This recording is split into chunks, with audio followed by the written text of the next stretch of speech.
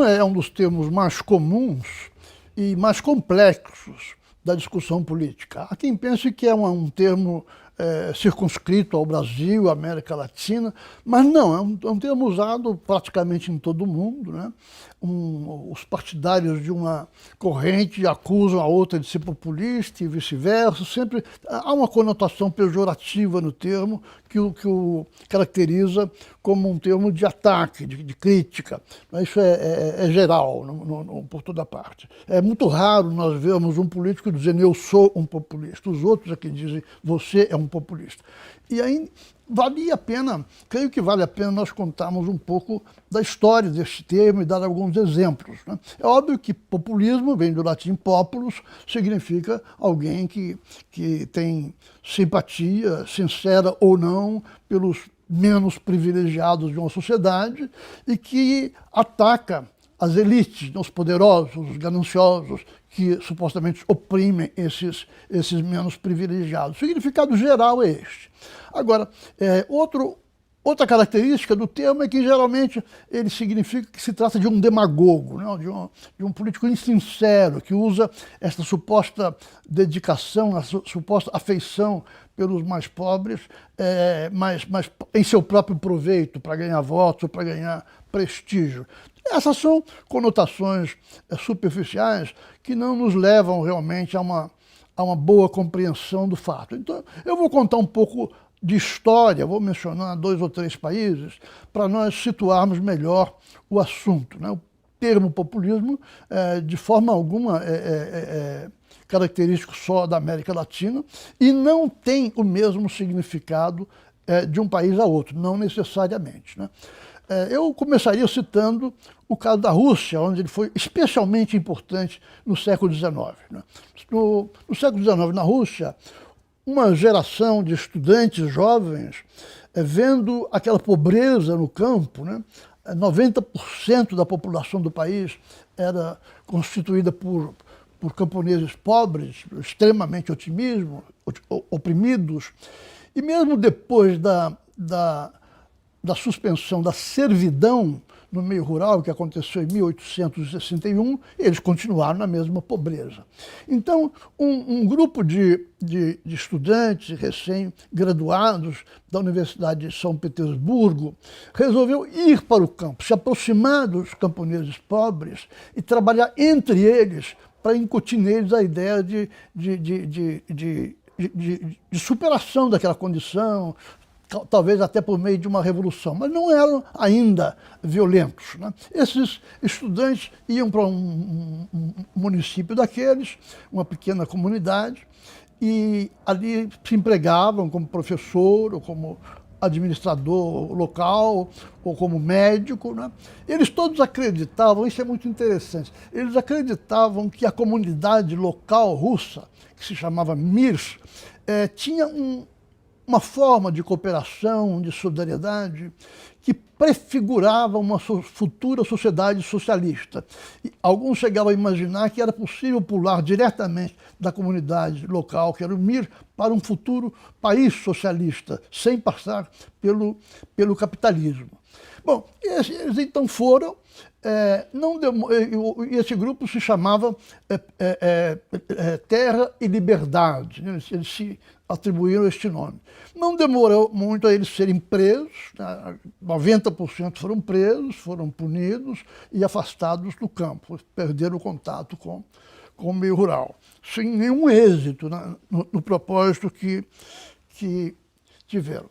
Em seguida, também, usando às vezes frequentemente, aliás, o termo populistas, surgiu o grupo Narodnaya Volya, que significa a vontade do povo. Esse grupo logo se convenceu de que por meios pacíficos era impossível resolver a questão rural, agrária, na Rússia.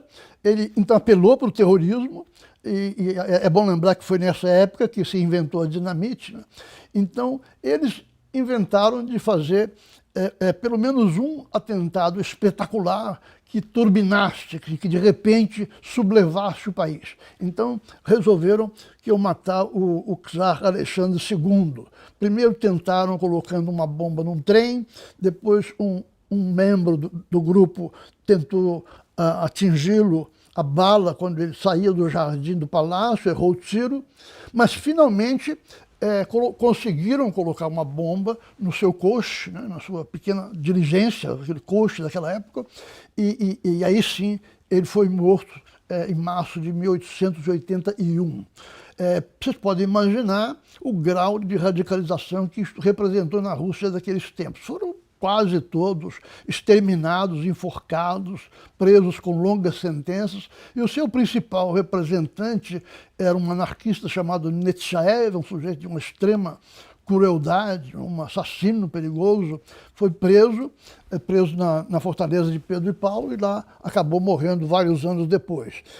Esse grupo, então, destroçado, né? Completamente liquidado do ponto de vista policial, mas adepto, cada vez mais adepto de que só através de uma revolução sangrenta é que a Rússia mudaria, abandonou então a ideia de populismo, de atentados e tudo isto, e se tornou marxista. Quer dizer, foi um ex-populista, o Plekhanov, que foi o fundador do Partido Comunista Russo, né? Autor de um livro chamado O Papel do Indivíduo na História, em que ele exatamente questiona a ideia do ato individual como um ato revolucionário. Você tinha que ter uma organização coesa, secreta, clandestina, profissional, para um dia fazer uma revolução de verdade.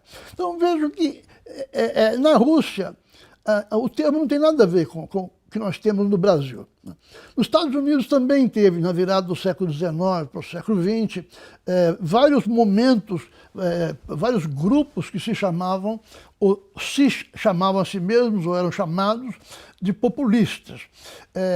No oeste do Canadá, na província de Saskatchewan, e para baixo, no meio dos Estados Unidos, no sudoeste, surgiram vários movimentos. O propósito deles, o programa deles, era atacar os bancos, atacar a elite rica do leste, que era considerada aristocrática, que dominava as grandes universidades e que não ligava para eles, que eram pequenos agricultores, né? Abandonados à sua sorte, pagando juros altos, pagando hipotecas, naquela dificuldade toda. Eles não tentaram pela violência, tentaram pela via eleitoral. Chegaram a ter representantes em várias assembleias estaduais, mas nunca chegaram a ter uma dimensão nacional para realmente se candidatar ou lançar um candidato à presidência da República. Então vejam novamente, isso não tem nada a ver nem com o caso russo e nem com o caso brasileiro e latino-americano que nós conhecemos. O que é então o populismo no Brasil e na América Latina? No Brasil e na América Latina, por populismo se entende basicamente um líder assim, antiliberal, contra a democracia representativa, que pretende ganhar uma estatura muito forte diretamente junto às massas populares, principalmente nos centros industriais, e jogar esta força política contra o legislativo. Quer dizer, eles não vão diretamente ao ataque, mas usam essa popularidade como uma ameaça permanente contra a democracia representativa. Podemos citar, em primeiro lugar, o maior de todos, que foi o tenente-general Juan Domingo Perón, né, na Argentina. Antes dele, antes da década de 30, a Argentina chegou a ser um dos países mais ricos do mundo, né? Uma renda per capita superior à metade da Europa. A partir de 30, com conflitos dentro da elite, depois com a ascensão de Perón, que era um militar, o país entrou em decadência, da qual não escapuliu até hoje. Por quê? Porque há uma instabilidade política inerente ao populismo, né? Uma estratégia política baseada numa sabotagem permanente às regras democráticas, nem é uma ditadura e nem é um líder democrático, é uma ameaça permanente que desestabiliza o país. No Brasil, Getúlio, obviamente também foi um líder populista. Getúlio não tinha, como em geral tem os populistas, um certo desleixo, um certo desprezo pelas contas públicas. Outro traço do populismo é esse. Eles não ligam muito para o equilíbrio da receita com a despesa. Essa ideia de ajuste fiscal não lhes dá, não é do agrado deles. Mas um pouco mais tarde, digamos, Brizola, né, o Jango Goulart, eles usavam o discurso populista, a pose, a demagogia populista, sem nunca levar em conta a necessidade de que as regras da economia sejam estáveis e confiáveis. Então, nós temos aí dois traços típicos do populismo, né? Essa tendência a atacar, essa propensão a desconfiar, de a querer sabotar a democracia representativa, consequentemente, uma certa propensão a um anticapitalismo, e eles não têm nada para pôr no lugar do anticapitalismo, porque eles não vão até o fim da linha e não se tornam comunistas ou socialistas, né? Eles tentam ocupar uma faixa em que eles não sejam também dominados, né, ou sobrepujados por partidos organizados de esquerda ou de direita.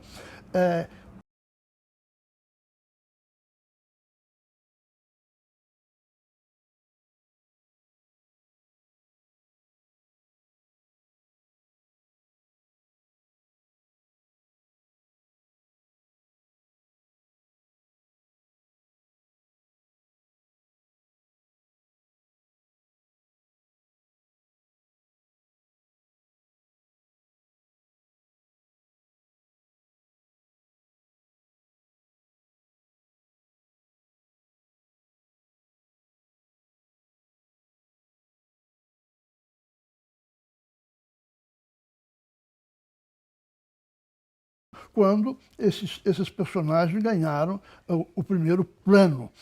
Hoje em dia é interessante nós nos perguntarmos o que acontece com esse tipo de gente, né? Hoje em dia há uma diferença fundamental em relação a 40, 50 anos atrás. Qual é a diferença? É que hoje nós temos a comunicação instantânea, né, online, no mundo inteiro. Os investidores, quem tem dinheiro aplicado num país, mas vive em outro país, um banco sediado, vamos dizer, na Inglaterra ou nos Estados Unidos, que tenha investimentos no Brasil, acompanha a cada 5 minutos a situação política que nós vivemos, e assim que detectam o surgimento de uma figura como essa, eles põem um pé atrás. Quer dizer, então, a ameaça populista, digamos, a demagogia populista, esta mania populista de desconhecer e desprezar as regras do jogo econômico, ela é profundamente inibidora dos investimentos. Ou seja, ela é uma forma de liderança política que dificulta o desenvolvimento da economia, o desenvolvimento financeiro, a estabilidade orçamentária. Ela cria problemas e mais problemas para o desenvolvimento do país. Hoje nós podemos dizer, com toda certeza, que no passado o populismo foi um criador de crises políticas e que hoje as crises políticas que eles podem criar são um criador mais do que provável de crises econômicas também.